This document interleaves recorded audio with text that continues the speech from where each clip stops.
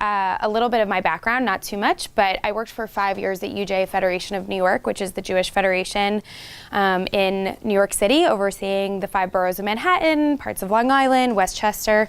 And in that role, for 2 years, I oversaw about 2.5 of our grant portfolio, so about $5 million of grant money. And recently, my last position there was overseeing a whole community organizing initiative focused in Brooklyn, where we also did a micro grant initiative for between $1,000 and $3,000, where we got 63 applicants, all of whom I worked with one-on-one, all of whom I worked on their drafts. So now I am recently, as of 2 weeks ago, the Director of Community Experience at Slingshot, which is an organization that focuses on innovation in the Jewish community. And we also do some granting through that organization. So I figured in a community of innovators and grassroots entrepreneurs, this could potentially be really helpful. If you've been doing this for a while, some of this might be repetitive, and so I ask you just to kind of bear with us. I started from zero, so in case anybody's in the room is a newbie, they could get that knowledge. And at the end of this, I'm going to give you a couple of resources and a couple of places to go that you can look at afterwards. And I'm going to say it now so I don't forget after. I love looking at grants. I love talking to people about strategic planning. I'm a super nerd. So if after this there's anything that you want to talk about or send me or have me look at and give my opinion on, I'm more than happy to do that. I would love to do it. So please take me up on that offer. But I'd love to start, just since this is kind of a more intimate group, I'd love to hear who's in the room. So because we have limited time, I would just ask that you say your name, where you're from, and really quickly why you decided to come to this session. So I'm going to be really obnoxious and just turn to my left and go around the circle, so please. I'm Leah Elias. I'm from India. I work for an NGO, and that's why I opted for this. Great. Because fundraising is like a big part of my organization. Awesome, sure. Do you do direct fundraising yourself? No, I haven't yet. Okay, cool. Roy from Israel. So I founded an NGO, which is basically an alumni group of my army unit, as a platform for social justice. And we suck at fundraising, and that's why I'm here. Okay, great. Well, hopefully after this you'll have some ideas of how not to suck at fundraising. I'm sure you're better than you think. It's kind of funny, I'm after Roy. I haven't met him, but my name is Elad, and I established a foundation for Army veterans for my unit, so we definitely need to talk afterwards. And I took the role of Resource Development Director in the foundation, voluntarily of course. Great. Very struggling, so just want to gain more knowledge. What's your list, by the way? Mine or? 401 Armored Corps. Yeah, I don't. Great. So if you were in an Army unit, you can feel free to share what Army unit you were in also while we're going around. That's how it works in Israel. I like it. I'm a fan. It's how my little brother introduces himself now. Go ahead. My name's Nathan. I'm from South Africa, not from the Army. I have a business called Innovate, and we take groups of African entrepreneurs outside of the country to expose them to international markets. Cool. And we do this with corporate sponsorships. So I think this would be a useful session. Yeah, great. That's awesome. I'm Korean. I live in Boston. I have fundraising experience, but I think it's been out of luck, and so I'm just interested in hearing what it's like from the other side. I don't think it's out of luck. I think you're probably very good at talking about what you do, and people just happen to want to be around and give you money for it. So, yeah. I am Nina from Berlin. I am community manager of a synagogue, and usually we deal with not a lot of funding. Like we can do it very low budget what we do, but now we're celebrating the 100th anniversary Wow. of the synagogue, and this, like we do fundraising now of 20,000 euros, which is in Germany a lot. Because Yeah. we don't have this culture of fundraising. Wow, that's really exciting. We have to. And Cool. we're finding grants. Wow, great. Hi, I'm Ida. I'm from Jerusalem. I founded a small orchestra in Jerusalem, so Cool. grant writing is something that I do more and more in the past years. Yeah. I'm Harold Ayalavi. I pretty much do a lot of fundraising. Well, that's how we know. Yes. Actually. But I'm sure there are tips and things you can teach me. Hopefully. I have this thought sometimes. Maybe I should cross the lines in working what you do instead of. Should be interesting. There's pros and cons. We can talk about that after also. I'm Elad. I manage the advocacy center in an NGO that helps people with the religious services in Israel. I'm more on the content, but I'm becoming increasingly more involved with things to do with fundraising, so I like things and do's and don'ts. Great. My name's Joel. I work for the Australian equivalent of APAC, which is called AJAC. I'm the chief schmoozer, and I do a considerable Your amount. official title? Yeah. Is that on your business card? Not yet, but it will be. Nice. We're trying to push that through with the board, so they're open to it and receptive. So we'll wait and see what happens in the next couple of weeks. But as we're yeah, exactly. So as we're obviously we don't generate any income, we have over 15 staff. So fundraising is essential to what we do. Great. Hi, I'm Matan. I guess I'm from Boston. I'm here for two reasons. The first is that I'm a speaker, teacher, presenter, and the vast majority of people that bring me in to do what I do, they need to fundraise in order to make it happen. And I kind of want to help them to do that effectively because then I get. But the other is sometimes I'll be speaking to people. For instance, you said you were UJA. I was talking to John Risquet the other day, and he says, "So pitch me a grant," and I'm like, "Oh." Like it was like it's so outside of my world. Yeah. You know, I was just asking him to introduce me as opposed to like pitch me. I'm like, I don't know what to pitch you. So like I just need to be able to like think through what one does with that. Yeah, for sure. Yeah. Cool. Well, welcome. Awesome. John is amazing. So I'm very jealous that you had a one-on-one meeting with him recently. He's a good guy. He's Yeah. taken an interest in my career. I don't know why. Probably because you're awesome. But yeah. Hi, my name is Ariel from Argentina. I work for an NGO and I would like to know a few stuff about this issue, of course. Great. Welcome. I'm Emily. I work for ROI, and before I worked for ROI, I did a lot of fundraising in various environments. Great. Hi, I'm Casas. I'm from Spain, but I'm studying in London in rabbinic school, fourth year rabbinic students. In 1 year we'll be a rabbi, and sometimes doing fundraising is part of our job, to develop projects in our communities. That's one. Great. Welcome. Hi, I'm Alma, also from London, but I also live in London and I'm from London. I am one of the directors of an organisation that does LGBT inclusion work in the Jewish community in the UK. We've just brought on our first staff member, Wow. which is amazing. It's the first person in Europe doing Mazel that kind tov. of work. It's really exciting. And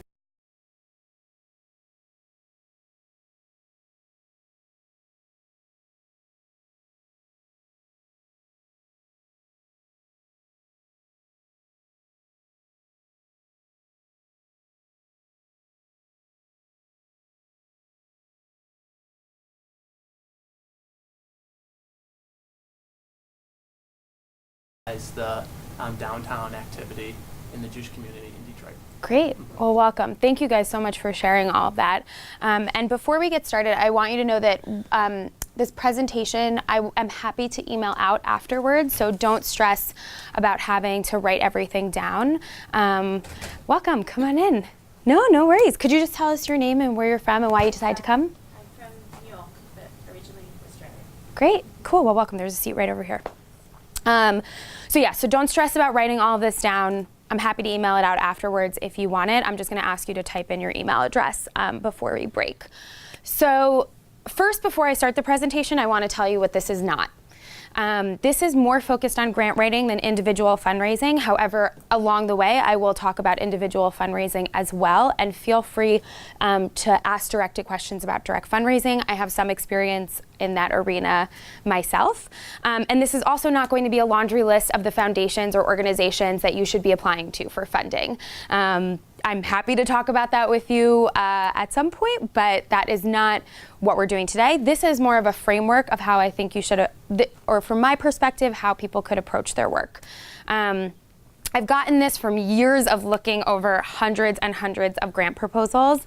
Like it said in the explanation of this program, I've looked at amazing grant proposals, I've looked at mediocre ones, and I've looked at ones that really are horrible. And you can't get through, and it's really difficult. So that, plus I also have a master's in public administration from NYU. We've done a lot of work around strategic planning. So again, I'm happy to share some of the resources that went into coming up with this. This isn't one method. This is kind of like a combination of a bunch of them. And I end up talking really fast, and I know English is not everybody's first language, so feel free to interrupt me and ask me to slow down. And if you have questions as we go along, I really would like this to be more interactive. I know everybody who runs the session says that as they're up here talking in front of you, but please feel free to ask questions, interrupt me, and if you have some advice to share with your peers, please, I hope that you will. So the first thing that I wanted to go over is the first step before you do anything is you need to plan. You can call it a strategic plan, you can call it your concept, you can call it your vision, like all of these things are excellent, but you need to have an idea of what you're doing, where you are, and where you want to go. Because when you sit in front of somebody who says, pitch me, you want to be able to have that at your fingertips. And you want to say, yes, this is what I'm doing, and this is what the change that I want to be affecting in the community. So as you're thinking about a plan, there are two major pieces that you want to focus on. The first is the current. Then the second is the future. I'm going to give you 5 steps that I think you can go through in order to really, I'm going to call it a strategic plan, to come up with your strategic plan. The first one, identify and define the problem or the need in the community that you are working in. What are you trying to do? Why are you doing it? What's the problem? What do you see that needs to be fixed? Or what do you see that needs to be improved? Or what do you see that's not happening? Clearly identify it and define it, because that will help you focus all of your efforts, and also the individuals that you're working with, that you're talking to, that you're engaging with. It will help them more clearly understand the work that you are doing. The clearer you can get, or the clearer about why you're not clear that you can get, the better. So let's say, for example, you want to focus on 20-somethings, people between the ages of 20 and 30. Somebody might say to you, okay, are you focusing on unmarried 20s or are you focusing on married 20s? Now, you don't have to have an answer to that, but you need to know why you don't have an answer to that. So as you're thinking about the problem or the need, be really clear about what it is, and be really clear about what it might not be, and what those questions are, and why you're not getting clear about those. The second step, create your mission statement. Who are you? What are you doing? What is your mission? What is going to drive your work? This is one of your 2 major guideposts. If you don't have a clear mission statement, you're screwed. That's the first thing somebody's going to ask you, or the first thing they're going to go to your website and look at. After they go to the homepage, they're going to go to the About You. They're going to look for your mission statement. Clearly identify it. Don't try fancy language. Don't try to sound cool. Don't give me buzzwords. Tell me what you're doing and what your mission is. I'm not going to judge you on how great it sounds or how awesome your language is. Judge is a really terrifying word, but I'm going to use it here. I'm going to judge it based on what you're doing, and if I know it, and if I'm clear. This is not the time to get creative. This is the time to be clear. Step 3. Define your core values and do a SWOT analysis. What are the values that are going to guide your work? Are you really clear about issues of diversity and inclusion? Are you really clear about issues of education? What are the values that are important to the work that you're doing? Because that, plus your mission statement, plus your vision statement, which I'll get to in a minute, create your identity. And you want to have an identity. You want people to hear your name, your organization's name, and know exactly who you are, know exactly what you're doing, and know exactly what you're trying to achieve. With that, as you're identifying your values, use this opportunity to do a SWOT analysis, which stands for strengths, weaknesses, opportunities, and threats. And this is an opportunity, I'm using the word opportunity, this is a chance for you to take stock of your organization or your initiative and really identify, what are you good at? What could you work on? What do you have the chance to do? And what could potentially threaten the success of your program or initiative? There are a lot of, you can just do a really quick search online and get a lot of good templates and formats for this, so I'm not going to spend a lot of time going over SWOT, but there's a lot of resources out there about how to go through that. So that's the end of current. Yeah, please. So if you run, say, a values-based organization, Mm-hmm. I run an inclusion project, Mm-hmm. how important is it to identify other values that are not the value that is self-evident because of the name of your project? If they are core to your work and they are important to your... Is it okay to only have one, for instance? Do you need to come up with three? No. So that No. Don't do that just because you think that you should have the magic number, because then it's not really true to who you are. If you only have 2 core values or 3 core values or 1 core value, that's you. That's your identity, and you have to own that and you have to be proud of that. Do not change who you are because you want to seem better or more awesome to your funders or to your individual donors. We'll get to that later, but you should never change who you are for money. It sounds cliche, it sounds really simple. It's very hard to turn down money, especially when you're grassroots, especially when you're fledgling, especially when it feels like if you don't get that $500 gift, you're not gonna be able to operate after next Thursday. But ultimately, it will do you a disservice to change who you are for funding. Okay, getting back to this, that was the end of your current. So as you're creating your plan, that's what you need to identify of where you are. Now you need to start thinking about who you want to be and what you want to do. The first thing is define your vision statement. Again, this is the third component to how you create your core identity. What is it that you are hoping to achieve? What is your vision for the future? We just heard a whole session about vision, and the moderator kept pushing Micha to say, what is your actual vision? What are you hoping to see in the future? You need to know that, and that is going to be, I promise you, every single time, the number one best way to get an individual donation. Because if you can sell somebody on the vision of what you are trying to do and how you're going to do it, and that they can be a part of it, and that they can help achieve that vision, and they can be instrumental in achieving the success of it, the money's going to come. And you have to be really good about it, and you have to be really good about owning it. And if you don't connect with what your vision statement is for your organization, you need to take some serious stock whether or not that's the right vision or whether or not you're the right person to be there. Yeah? It's stupid, but what is the difference between mission statement? No stupid question, and that is like the number one hardest question to answer in grad school because they're amorphous and it's like, oh, this one, that one. Your vision statement is what you want to achieve, where you want to go, what you see in the future. What does it look like 10 years down the line? Identify that for me. It's written, write your vision statement as though you are 10 years in front of yourself. Think about yourself, like what our question was for ROI, that was a vision statement for who we are going to be on January 1st, 2017.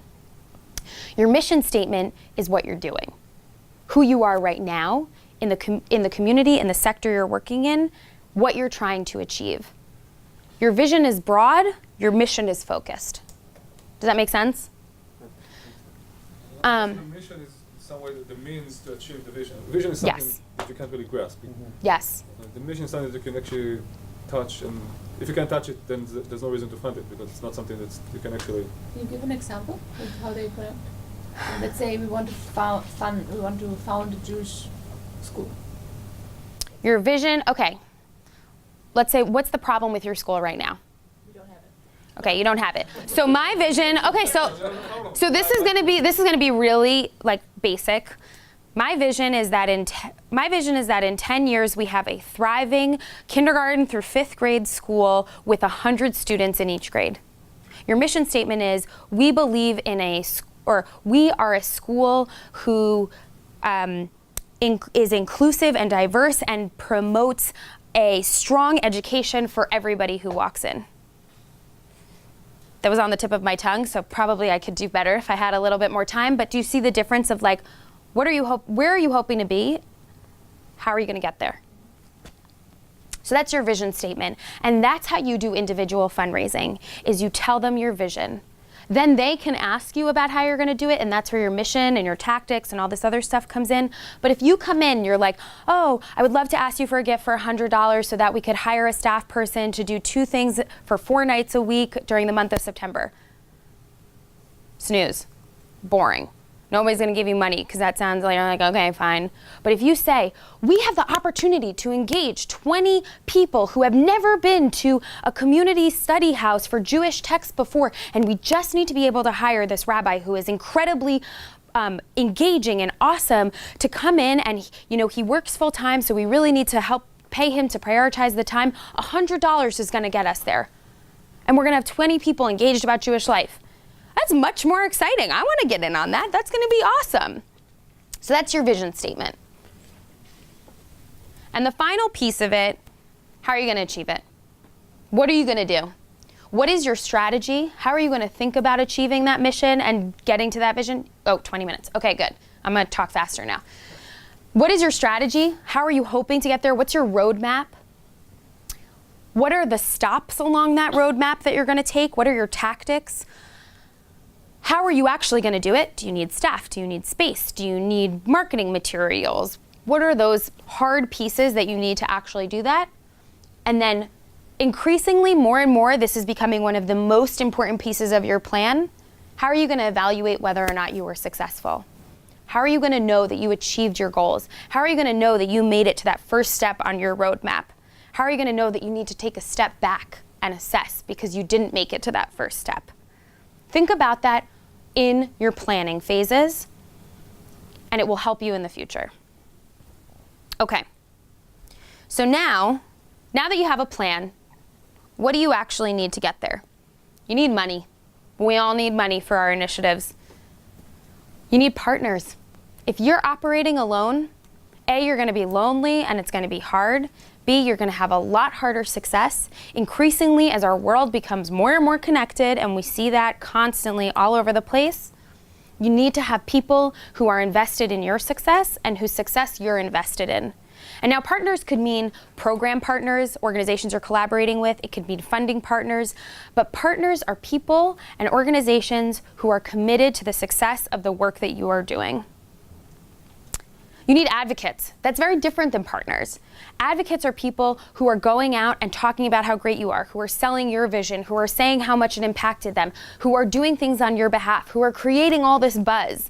Those are your advocates. You need to cultivate them from the beginning, and you need to ask things of them. I often see that individuals who are doing grassroots organizing feel like they can't ask something of their participants or of their advocates or of the people that they've been working with. You should. If people are benefiting from what you're doing, they want to help. They want to give back. And often money has been the only way that they've been asked to give back before. Give them another way to give back. Tell them that they can leverage their work and their talking tenfold.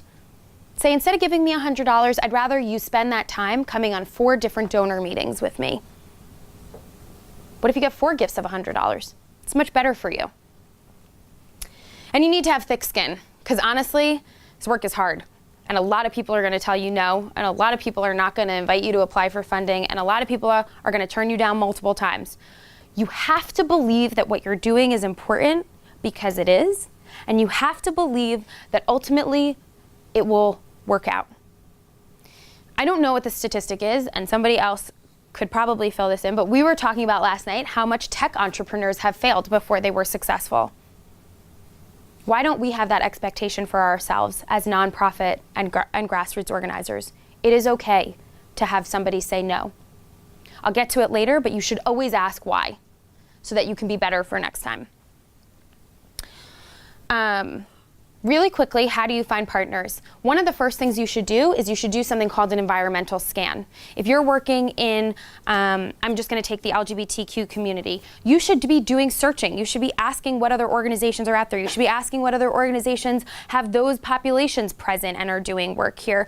You need to know who's in the field so that 1, you can differentiate yourself, and 2, you can find those partners. Crucial. It will be helpful for you to also know what the politics that are in play in these communities are, so that you don't wade into anything unsavory. Okay. How do you find funding? Well, first, if you're looking for individuals and you're doing individual fundraising, you want to talk to the 5 people that you know who are most committed to your organization, and you want to say, who can we together go and talk to next? And then it will become a snowball effect. If you want foundation support, if you want federation support, if you want grant money support, you want to look for organizations, foundations, partners whose values and strategies and plans align with yours. There is nothing worse than being committed to funding with an organization that you two are constantly butting up heads. Because when you enter into a funding partnership, that is a contractual obligation. They are essentially paying you to perform a service. And while you have autonomy on how that's going to go, they are going to ask for their name to be recognized, which means that they want to know that the programming that's happening is in line with their values. They want to have reporting done. They want to be involved. Your funding partner is the most intentional partnership that you should be entering into. A programmatic partnership, if it doesn't work, you end it. You're fine. But the challenge is that, and I mean, this is not my day job, but for me it seems that a lot of the mission statements of the entities that provide funding is pretty general. Yes. And it's really hard to tell the difference. And so what you're saying is really hard for someone from the outside. Of course. Right? And I dealt with that all the time. UJ Federation's website is difficult to navigate, as I'm sure you know. UJ Federation is difficult to navigate. So Fine. So the website is right. And a lot of other large organizations are like that. You need to be proactive about getting a conversation with a person. And you need to say to them, what are your strategic priorities? What are you focusing on? It's so time intensive. Can you just give us a list or something? I wish I could. I wish. But that leads me... Comment? I mean, at the end of the day, there are a few cliches or rules in this profession. One of them is that people don't give to projects, people give to people. And that's 100% true for private donors. They give you because they like you. But it also works with foundations. Like if you get to one of the workers, you have a conversation, you have a relationship with them. So when they get the application, it's right. different. I mean, you can no, and that's a perfect segue into the tips that I want to give you. And I have literally like a whole list of tips, and I'm happy to hand them out if you promise that you're still going to pay attention to what I'm saying. And they're broken up into 3 different categories: before the application, the actual application, and then after the application. So it's the perfect segue into pre-application tips. It's all about relationship building. You want them to know you. You want to be the first person that is there in their mind when they say, oh, I want to do a program about LGBTQ inclusion. I'm going to call you. You're the first person they call or that they email. So how do you do that? Your first conversation with them should not be about money. Your first conversation with them should be about learning. Who are you? Why did you get into this job? What are you working on? What are the priorities of the committee that you're focusing on? Why did you choose that? Come up with all of the questions that, if they have a good website, you might have gotten from their website, but it's important for them to hear you ask that, to show that you're interested in them, to see if there's an alignment. You want to form those relationships. And you want those relationships to not just be about money. You know, I understood that when I was overseeing grant portfolios, that people were going to talk to me about money, and they were going to talk to me about grants, and that's how they saw me, and that was okay. But it was really nice to see people who wanted to just tell me about their work, and were just proud to talk about it, and were proud to see it. So I'm giving you a little bit of a personal piece here, but you don't want them to just feel like a bank. You want them to feel like a partner, because a lot of funding groups are shifting now more and more to being active partners rather than just writing a check. So treat them like that. Respect them in that way. When you're actually writing your application, it's all about presentation and clarity. You need to be clear. The worst grant application is not one that uses basic language. The worst grant application is the one that I don't know what the hell you're doing. So be super clear. Present yourself really well. Make sure all of your words are spelled correctly. Make sure you have punctuation. Make sure your font is the same all throughout. Size, type, color. If English is not your first language and you are applying for a grant in English, ask a friend who's a native English speaker to read it over just to proofread and to see if it makes sense. If you don't have a friend who does that, now you do. But if you can't get a hold of me, hire someone. It is worth that money. Because immediately grants are thrown out because you can't follow them or they look messy. Because it indicates whether or not it's true that you're not a good professional.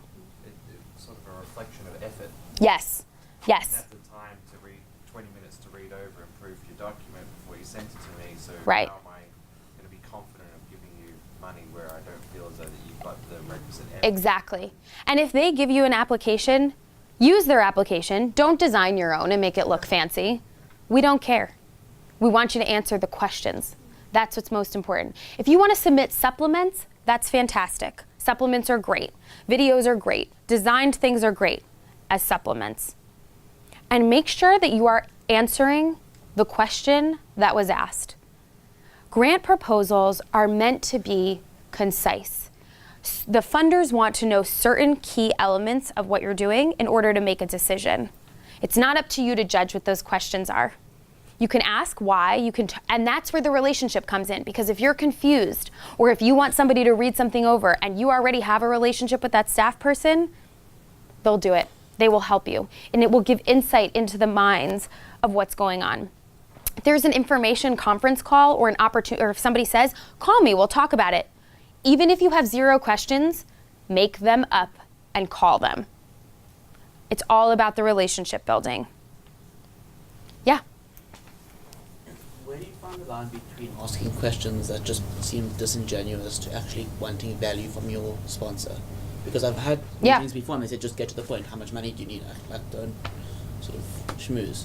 Sorry. In that case, then be really upfront. But you should say to them, like, what else do you want to know? What else haven't I told you? What is your range for money? Like, is there another, like, what's another example of a question? Like, maybe, what was your experience? I was trying to build a relationship with them, asking them what I think about the project and how they could add value to the project more than just monetary, and they weren't really interested. They knew I was there to fundraise, and they wanted to know how much money I wanted, and they were really busy and wanted to get on with it. Yeah. So sometimes that's going to happen. In that instance, I think you answer their questions, you go really quickly, and at the end of it you say, thank you so much for this opportunity. I feel very privileged to have gotten to sit in front of you. I'm really looking for funding partners who want to be involved also, and I would love to be able to pick your brain at another time about how I could improve on this presentation. I could improve on the work that we're doing. But sometimes you're going to get funders who, like I said, I think there's starting to be a shift between writing just a check and wanting to be an involved partner, but it doesn't mean everybody's getting there right now. Yeah. I find it really challenging to answer exactly this question. How much money do you want? Because when you know you have like a budget that you need to achieve, but you know that the individual funders, potential funders won't give you that amount, but a certain amount. So I try to structure my project into a few smaller projects and try to get funding for some of them. Yeah. But then I sit in front of a private donor who said, so how much? And I have no clue if he's rather willing to give 500 or 10,000 euros. Yeah. Did you want to say something? The question with private donors, when someone says how much do you want, actually in my mind I'm like, yes, because I'm actually there at the point of where we want to be. So if they're asking you that, they're ready to write you that check. So you're already there. That's a great question, and it's sort of like, don't get me wrong, it takes away the value of the relationship with the funding partner, but the money is the important part of it, even if they don't want to be that partner in the project as well. So if they're asking you, you're at the point where you're probably going to get something, if not everything you're asking for. And then when I get asked the question, if I need 100,000 and I don't think they're going to give it, I ask for 100,000. Or I will structure it to say, or you calculate it to say, maybe 50,000 per year over the next 2 years. So I just, for time's sake, I want to get through one point, and then at the end, because there's a quick exercise that we want to go through. Is it quick? Very quick, you should be careful of not pricing yourself out of the market. If this donor has to give 10,000, he asks for 100,000, then Sure. Right. You've got to know So, the donor, but if they've got the availability to give, don't go, well, I'll be nice, so I'll only ask for 5. So that's about right.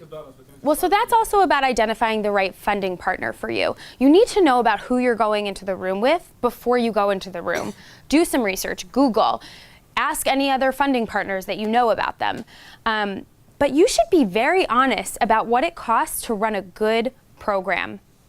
Don't skimp because you think that that's going to be better. One of the things that I used to like to see is show me a full budget and then show me what you're asking for.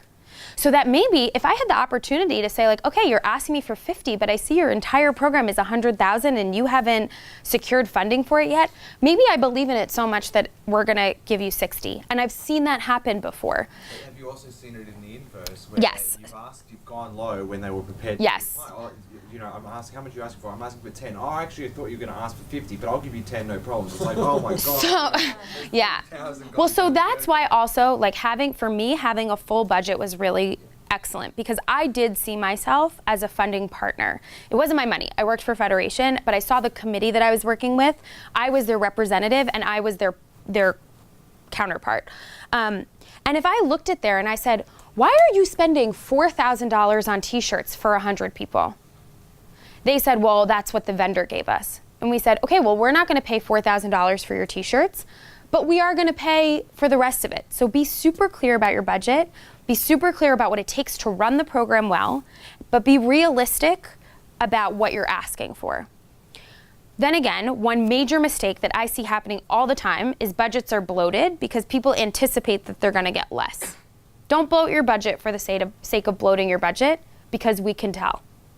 And then it makes us feel, again, disrespected because you're not being honest and truthful about what you actually need.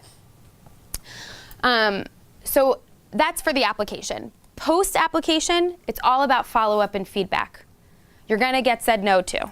People are gonna say no to you, or you're not gonna get what you want, or you're gonna get less. Ask why. Push your funders to tell you why. Say, I really wanna do better. I'm so grateful for the opportunity of having to apply, and I understand that you couldn't fund me. Why? What could I have done better next time? Why wasn't this in alignment? When you told me about your strategic priorities 6 months ago, we agreed that we were in alignment. Why now are you telling me that you're not in alignment with what I'm doing? I don't understand.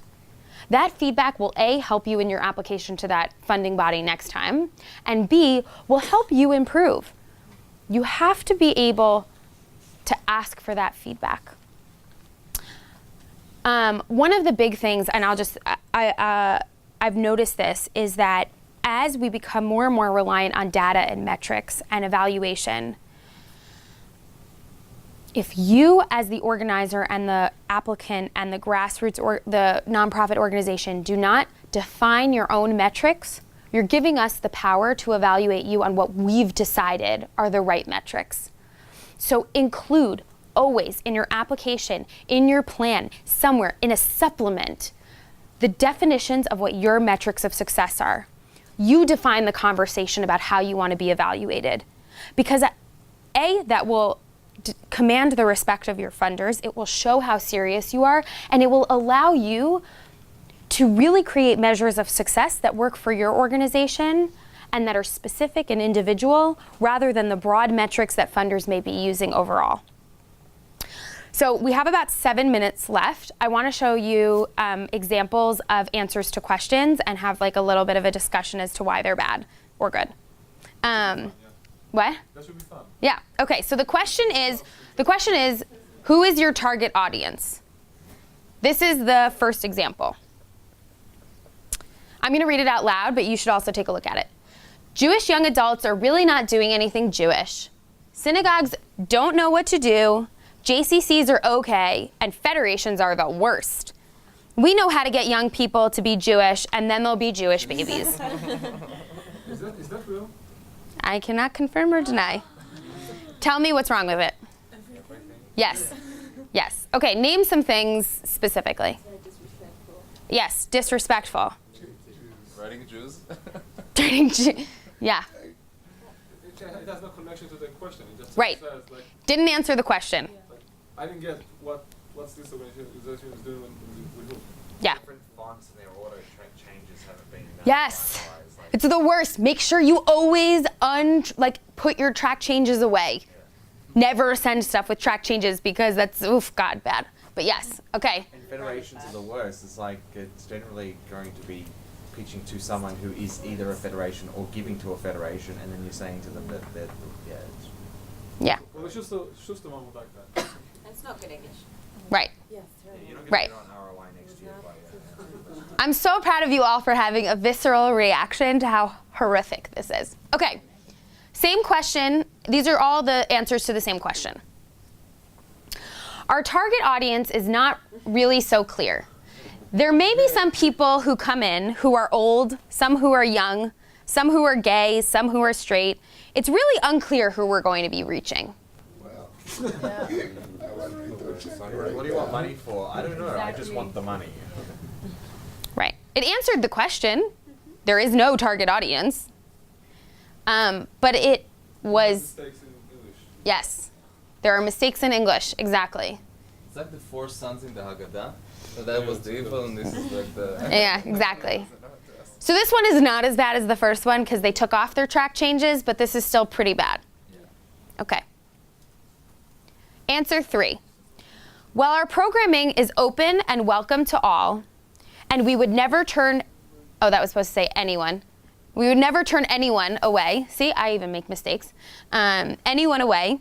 Our target audience is individuals who are between the ages of 22 and 35, post-college and pre-family, interested in Jewish life, Judaism, Jewish community, but not affiliated with a particular community or institution, or loosely affiliated, and in Lower Manhattan below 14th Street.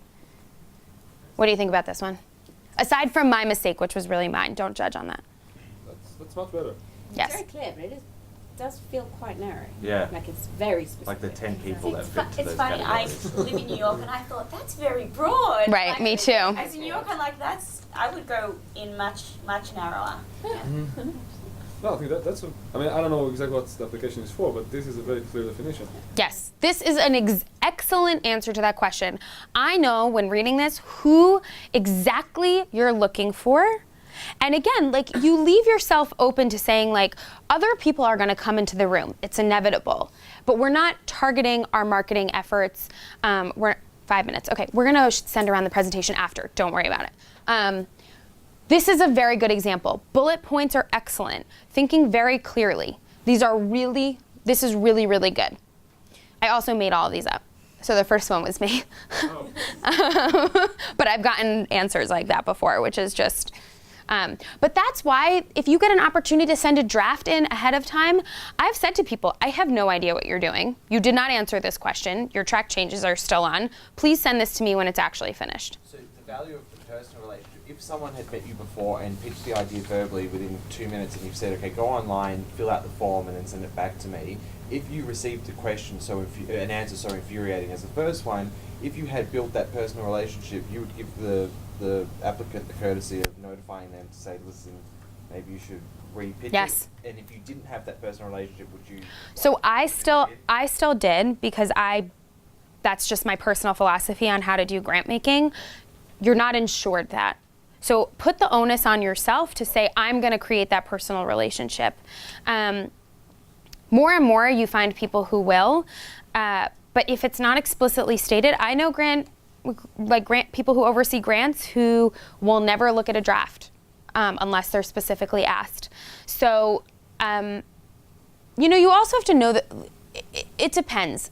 If you're applying for a micro grant because you're a grassroots organizer, you're going to be cut a little bit more slack than if you're applying for a capacity building grant where you're one of 3 people who are invited to apply. That will depend also, but it's worth the effort to try to have a personal relationship. Yeah. This is kind of a how long is a piece of string question, but what you were saying about reaching out and asking them to look at a draft, I feel always really mindful, like you're getting so many pitches, time is really limited. Don't. It's okay to ask. Don't. It's not. Do not feel bad. That is not your job to say no on my behalf. Right. It is your job to say, I am so excited to apply. I would really appreciate any feedback you might have. Let them say to you, no, I don't have time, because then they're not going to judge you for not having asked. Don't put that on yourselves. We want to be, listen, I can't speak for every single person who oversees grant applications, but if they're a nice human, they're going to at least write you back an email and say, thank you so much for sending this in. We really don't have the capacity. I look forward to reading your application. But that's another deposit in your relationship bank account. Unless they specifically say in the instructions, do not send drafts, do not contact, do not send me an email, then this goes back to following directions. Don't send them an email. If that's not in there, it's fair game. There's another question. Yeah. Oh, we're wrapping up. Oh my gosh, yeah, okay. One thing? Yeah. You need to insist. Like, only when someone says no, then it's a no. Until they haven't said no clearly, then you should try again and again and again. It's that's how it works, specifically with private donors. Until they haven't said no, then I had cases of people who didn't reply to my emails for a whole year, and then they bounced back and gave me $100,000. Like, yeah. It happens. Like, right, so real quick, last things. One is if you want a copy of the presentation, I'm happy to email it to you. Just come over, write your name and your email address. And I also want to hand out, when I was at UJ Federation, they just developed this logic model template. Again, I'm going to send all of these materials out, the tips, the logic model template. They gave me permission to send this around. A logic model is a really great way to get to some of those items that we talked about and to help you figure out what strategies you're putting into place, what tactics, and it will really help you identify what your metrics of success are. So I want to thank you guys so much for coming. I hope this was really helpful, and to practice what I preach. I don't know if there's an evaluation that's sent out after this session, but this is the first time I've ever given this presentation like this. I would love, love, love to have some feedback from you guys about what else I could have talked about, what I could have done better, what worked for you. So please share that feedback with me, and class dismissed. I don't know what you say at the end. Thank you.